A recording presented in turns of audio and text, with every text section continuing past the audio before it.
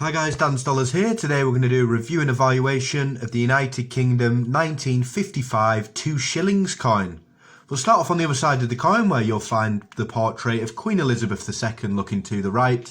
Elizabeth II Roman numerals for 2 there on the right hand side. We'll flick over to the other side of the coin now where you've got the year this coin was entered into circulation, 1955 on the right hand side.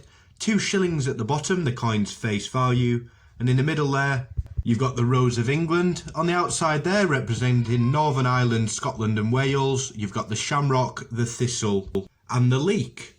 So back in 1955, there was 25 million of these coins entered into circulation, which means a perfect uncirculated one will fetch £5, and a good quality one should fetch you between £1.50 and £2. Best of luck to everyone that's doing the top commenter of the week challenge. It's really competitive and I hope you're really enjoying that series. So I hope you enjoyed this video guys, and as always, thanks for watching.